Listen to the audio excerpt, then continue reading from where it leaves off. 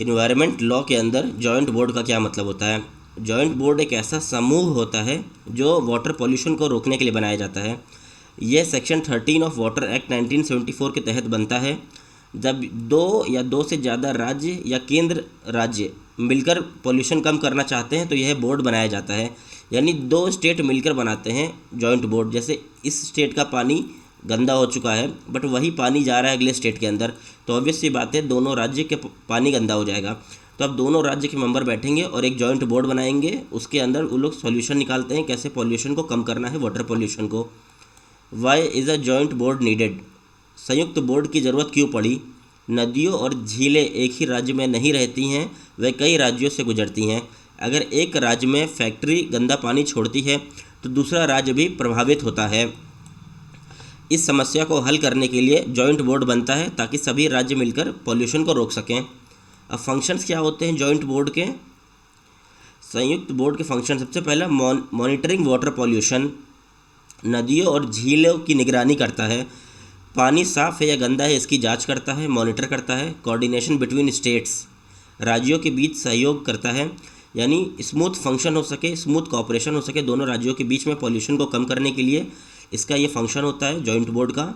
Implementing pollution control measures, गंदगी फैलाने वालों पर कार्रवाई करता है, यानी जो भी गंदगी फैलाता है उसके खिलाफ कानूनी कार्रवाई भी कर सकता है। इशूइंग डायरेक्शन एंड ऑर्डर्स, सरकार को सलाह देता है, प्रदूषण कम करने के लिए सलाह भी देता है सरकार को।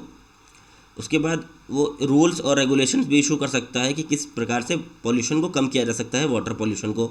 अब पावर क्या क्या होती हैं शक्तियाँ जॉइंट बोर्ड की? सबसे पहली पावर होती है power to investigate and monitor pollution, जांच करने की शक्ति। पानी फैक्ट्रियों और नालों की जांच कर सकता है, जो कि फैक्ट्री के आसपास जो नाली होती हैं, उनकी नदियाँ होती हैं, तो वहाँ के पानियों को चेक कर सकता है। अगर वह पाता है कि वाटर पॉल्यूटेड है तो उन फैक्ट्रीज़ को लायबल ठहरा सकता है। Power to regulate and control discharge of pollutants, गंदगी रोकने की शक्ति रहती है, तय कर सकता है फैक्ट्री कितना कचरा छोड़ेगी। पावर टू गिव डायरेक्शंस, निर्देश देने की शक्ति, आदेश देकर पॉल्यूशन रोकने के लिए कह सकता है इंडस्ट्रीज़ को और वहाँ की लोकल बॉडीज़ को। Power to take legal action, कानूनी कार्रवाई करने की शक्ति होती है जॉइंट बोर्ड के पास। नियम न मानने वाले इंडस्ट्रीज़ पर केस भी कर सकती है और उन पर कंपनसेशन भी लगा सकती है, जुर्माना। Power to conduct research and create awareness, जागरूकता फैलाने की शक्ति भी होती है जॉइंट बोर्ड के पास। लोगों और फैक्ट्रियों को प्रदूषण के बारे में समझा सकती है, किस प्रकार से वाटर पॉल्यूशन हार्म करेगा एनवायरनमेंट को और उनकी हेल्थ को, ये भी जागरूकता फैला सकते हैं joint board. Power to collaborate with other authorities, the board can work with local bodies, जो बोर्ड है वो लोकल बॉडीज़ के साथ, एनजीओज़ के साथ, सेंट्रल गवर्नमेंट के साथ वर्क करके जागरूकता फैला सकती है। अगर नया प्रोजेक्ट प्रदूषण फैलाएगा तो उसे भी रोक लगा सकती है। Power to impose restrictions on new project, अगर कोई नया प्रोजेक्ट आया है मार्केट में और वो भी पॉल्यूशन फैला रहा है तो उसको भी रोक सकती है। अब सवाल आता है who can be A member of a joint member, joint board का कौन मेंबर बन सकता है? सबसे पहले चेयरमैन होंगे, जिनको हिंदी में अध्यक्ष कहा जाता है। ये केंद्र या राज्य सरकार द्वारा नियुक्त होते हैं, यानी अपॉइंटमेंट होता है सेंटर व स्टेट द्वारा। दूसरा, official from concern state government, जिन भी स्टेट गवर्नमेंट होंगे वहाँ के ऑफिशियल यानी सरकारी अधिकारी ये हो सकते हैं, आपके पानी व स्वास्थ्य और प्रदूषण विभाग के अधिकारी हो सकते हैं, यानी पॉल्यूशन कंट्रोल के रिस्पेक्टिव स्टेट गवर्नमेंट अपॉइंट करते हैं। रिप्रेजेंटेटिव फ्रॉम लोकल गवर्नमेंट, यानी जो कि लोकल गवर्नमेंट होंगे वहाँ की रिप्रेजेंटेटिव भी हो सकते हैं, स्थानीय निकाय के लोग जैसे नगर पालिका व पंचायत के सदस्य भी बन सकते हैं। Representative of industry, agriculture, fisherman, तो जो भी रिप्रेजेंटेटिव होते हैं इंडस्ट्रीज़ के या एग्रीकल्चर के या फिशरमैन के, वो भी बन सकते हैं मेंबर। साइंटिस्ट एंड एक्सपर्ट, वैज्ञानिक और विशेषज्ञ जो पर्यावरण और वाटर की समस्या समझते हैं, वाटर पॉल्यूशन की समझते हैं, जिनको वाटर पॉल्यूशन एक्ट पे अच्छे से पकड़ है, जिनको कानूनी ज्ञान है, वो भी बन सकते हैं। सेंट्रल गवर्नमेंट रिप्रेजेंटेटिव, केंद्र सरकार के लोग भी बन सकते हैं। अगर केंद्र सरकार बोर्ड में शामिल होना चाहती है तो वह भी हो सकती है। अब types of directions the joint board can give, कुछ डायरेक्शंस होते हैं, कुछ निर्देश होते हैं जो जॉइंट बोर्ड दे सकते हैं। सबसे पहले स्टॉप पॉल्यूटिंग एक्टिविटीज़, गंदगी फैलाने वाले फैक्ट्रीज़ को बंद करने का भी आदेश दे सकती है जो फैक्ट्रीज गंदगी फैला रही है। क्लोजर ऑफ इंडस्ट्रीज और ऑपरेशंस, यानी ऑपरेशन के लिए क्लोज कर सकती है। अगर कोई वायलेट कर रहा है नॉर्म्स को तो उसको ऑर्डर दे सकती है कि फैक्ट्री को तत्काल प्रभाव से क्लोज कर दिया जाए। स्टॉप यानी रोक लगा सकती है, टेम्परेरी भी हो सकता है, इमीडिएट भी हो सकता है ये रोक।